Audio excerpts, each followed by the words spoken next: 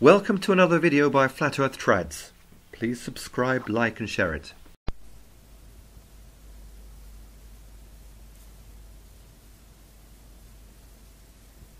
Turn that around and say that that's true parts are Catholic, parts are non-Catholic, but they would say that the whole man is basically good. Yes.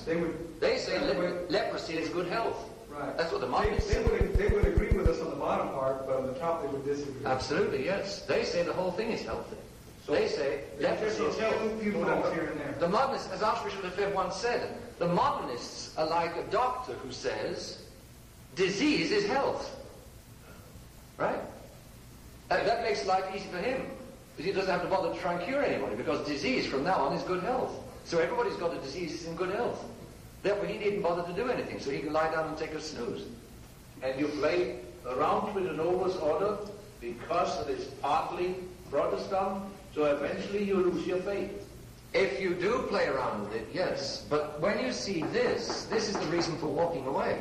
Since it's bad as a whole, you don't fool around. For instance, it's obvious that if you tell a mother, Mother, I brought a cake for your children. This cake is poisoned in 1/8, but the other 7/8 are very, very good.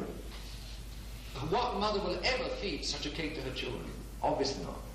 It suffices for her to know that even there's a little poison, the whole thing goes into the trash can. That's why so many Catholics lose fidelity. That's why so many leave the church today, because they're fooling around. Yes. That's why the instinct that the moment I know there's leprosy in it, I walk away and get out. That's the Catholic instinct. It's a good instinct. But to say it's got leprosy and therefore I've got to walk away is one thing.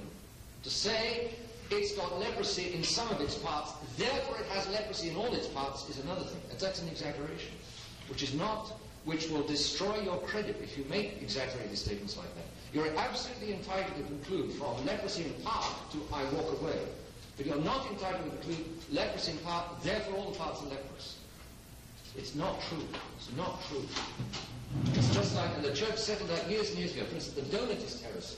It was a heresy. When a Donatist minister, a priest, baptized, he was a heretic baptizing.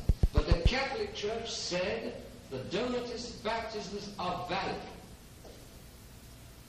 That is the Catholic Church's thing. That the Donatist baptism, there was a tremendous controversy about it. And there was a great saint, Saint Cyprian, was against, if I got it right, was against the validity of the Donatist baptism. But the Church said these baptisms are valid. Because he had the form, he had the matter, and he had the right intention, even if he was a no good heretic. Still, he put everything in place. And therefore it's valid. And to say that Donatist baptisms are invalid is an exaggeration which is not true. It's complicated. It makes life more complicated. I know, but truth is more important than simplicity. Often the truth is simple, but not always. For instance, when does day turn into night? No.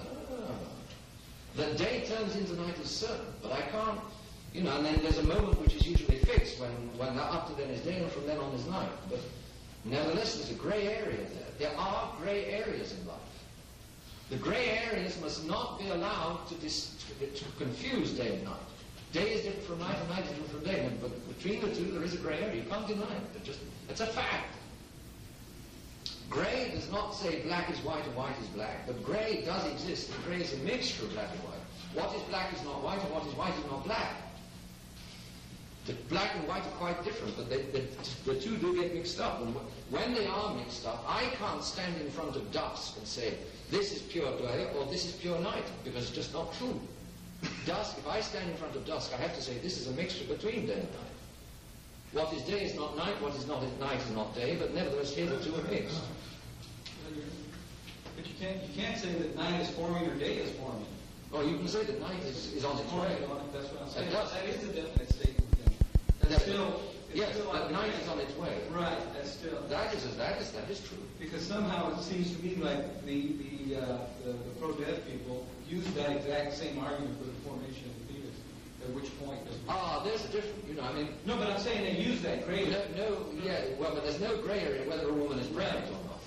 No woman is half pregnant. No woman has ever been sort of half pregnant. She's either pregnant or she isn't. It's one or the other. Well, I'm saying that you do hear that, though, the gray. You always hear that, well, you don't know exactly at what point. Nobody knows No, that's just not true. Yes.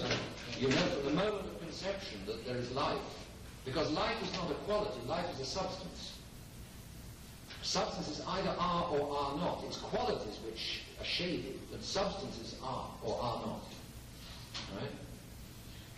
Would you agree that there are no great areas between the Gospels?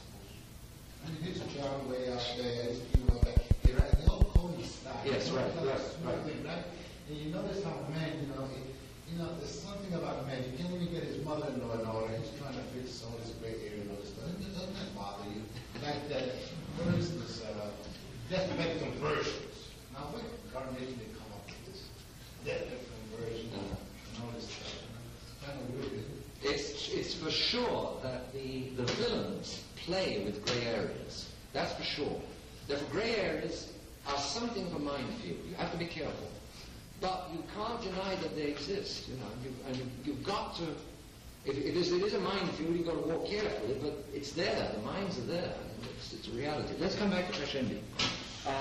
We were seeing that notice then these 4 words, 7, 8, 9, 10, 11, 12, 13, and I beg of you, read the original, read Pashendi. In between conferences, read, so that, you're don't just take the summary isn't enough.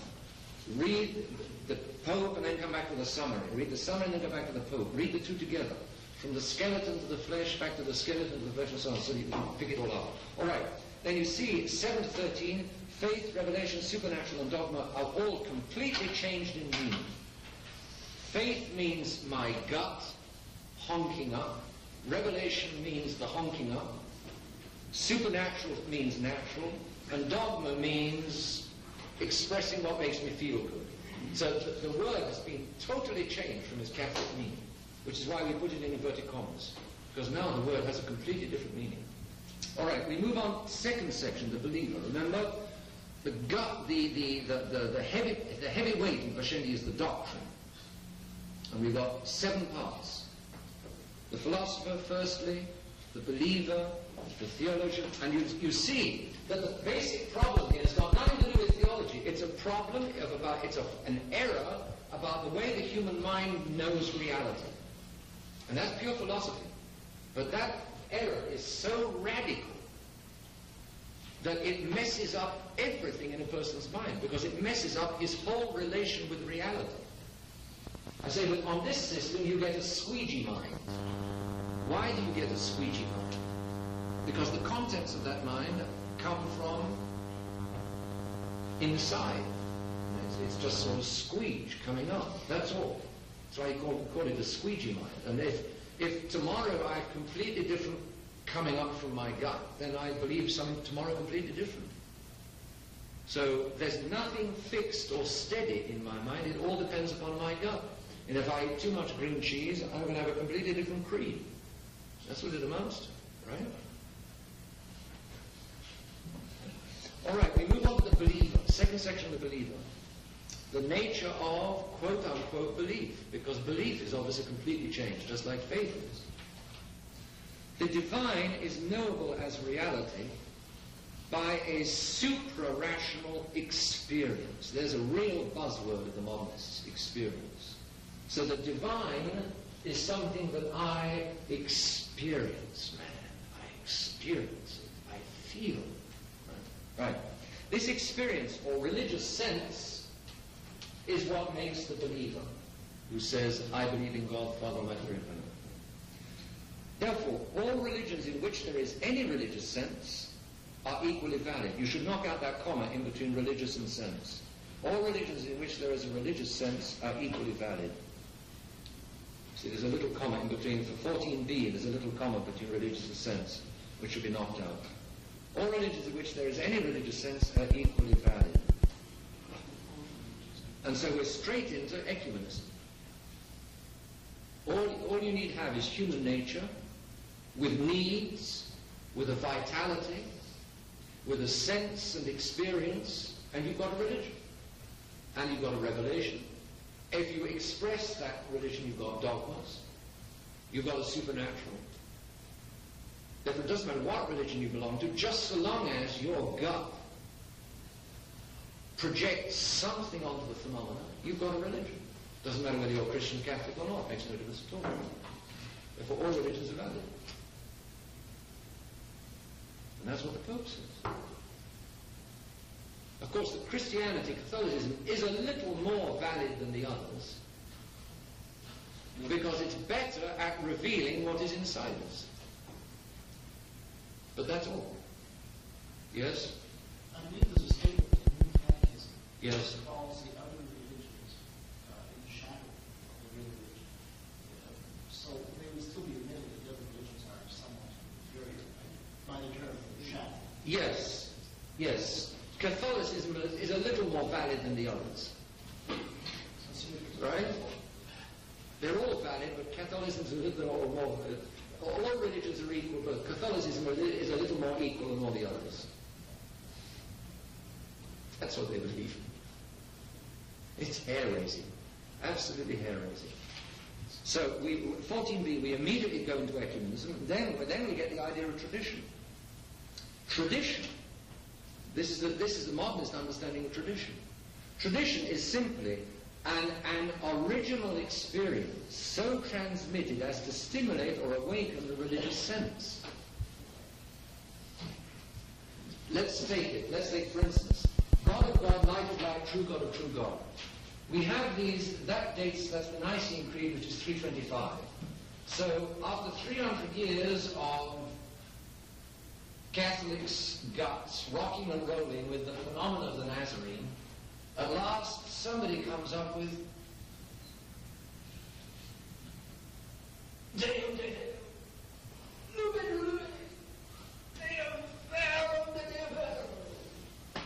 And that is a formula which so vibrates everybody's guts from then on that it's handed down from generation to... It's a super vibrator. And tradition is a collection of super vibrators. So tradition is the deposit of experience transmitted by magisterium of church. According to this. The magisterium gets completely changed. We'll come to the magisterium. Yes, the tradition is a collection of super expressions of experiences.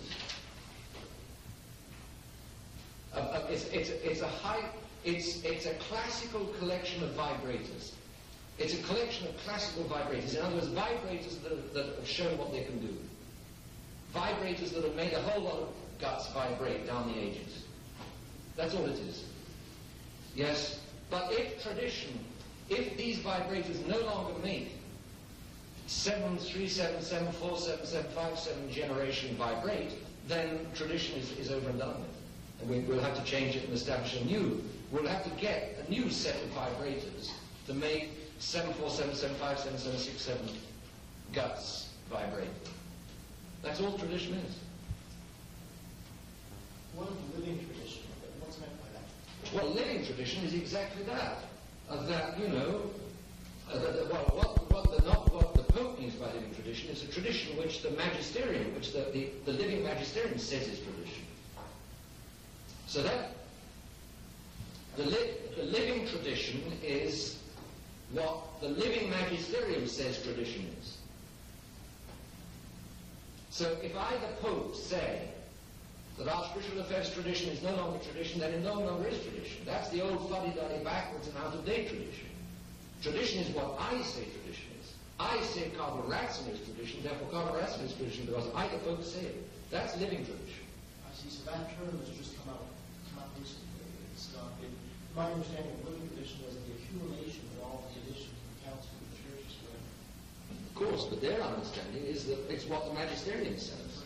Tradition is what the magisterium says it is. And if the magisterium tomorrow said that 2 and 2 is 5 is tradition, from tomorrow onwards 2 and 2 is 5 would be tradition. Now, my answer to you very boldly and roughly, it's not their answer. My answer to you is that the living tradition means tradition as laid down by the living magisterium. And they seriously think that the magisterium can say what they like as far as tradition is concerned. Right? You and I know, if you and I have the faith, you and I know that tradition is independent of the magisterium. Right? That the magisterium is there in order to serve tradition. Yes? In our diocese paper, I noticed the term the traditioning church. The traditioning. Yeah. Billy Graham and found him. Are they working on this principle? We hope that you enjoyed this video. Please don't forget to subscribe, like and share.